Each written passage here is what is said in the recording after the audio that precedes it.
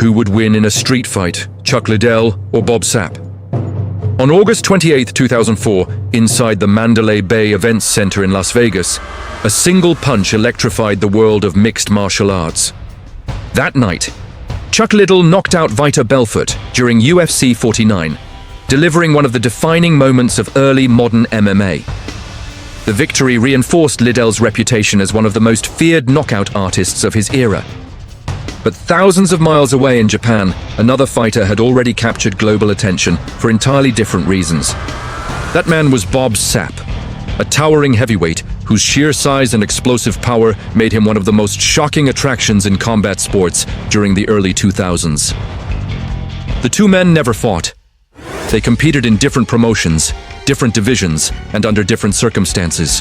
Yet fans of mixed martial arts have long wondered, if Chuck Liddell and Bob Sapp had met in a real fight, who would have had the advantage? To answer that question, history offers clues. Chuck Liddell was born in 1969 in Santa Barbara, California. He began studying martial arts when he was young, eventually earning a black belt in Koei-kan karate. Alongside karate, Liddell also developed a strong wrestling background while attending California Polytechnic State University, where he competed in collegiate wrestling. This combination of striking and wrestling would later become the foundation of his fighting style. In 1998, Liddell entered the rapidly growing world of mixed martial arts through the Ultimate Fighting Championship.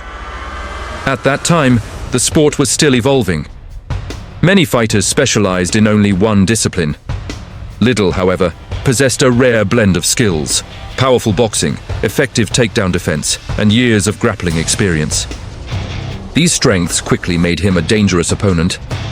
Over the next several years, he built a reputation for dramatic knockouts and aggressive stand-up fighting. Among the notable fighters he defeated were Tito Ortiz, Randy Couture, and Alistair Overeem. In 2005, Liddell reached the peak of his career when he won the UFC Light Heavyweight Championship. For several years afterward, he was considered one of the most dangerous strikers in the sport. Yet Liddell's success was not based on punching power alone. One of his greatest strengths was his ability to remain standing during fights.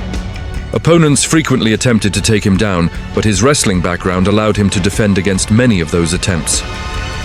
This meant he could keep the fight in the striking range, where he was most effective. Bob Sapp's story, however, followed a very different path. Born in Colorado in 1973, Sapp first pursued a career in American football. He briefly played in the National Football League, spending time with teams including the Chicago Bears and the Minnesota Vikings. But Sapp became truly famous after moving to Japan and entering the world of combat sports.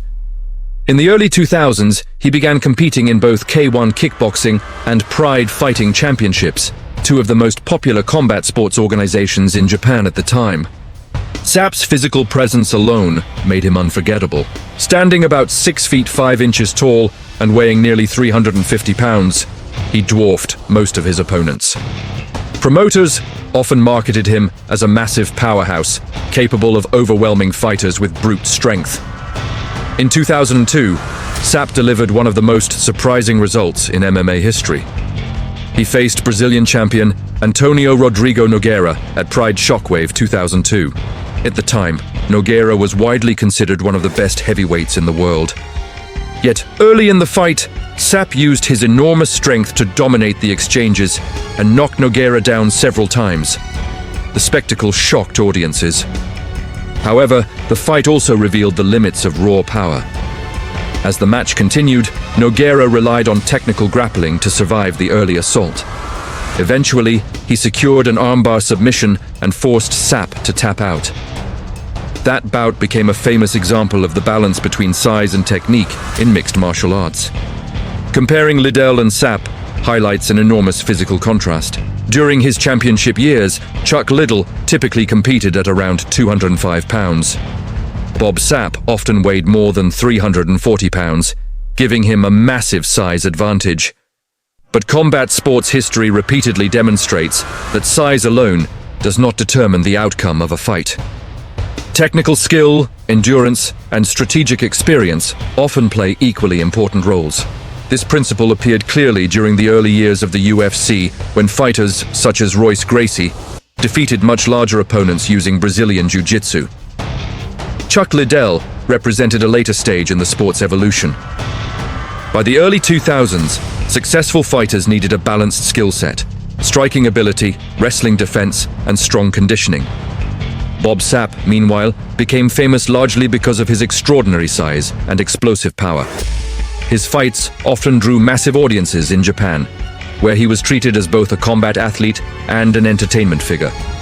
Yet his career also showed that endurance could be a challenge during longer fights. Because Liddell and Sapp competed in different promotions and weight divisions, a real matchup between them never happened.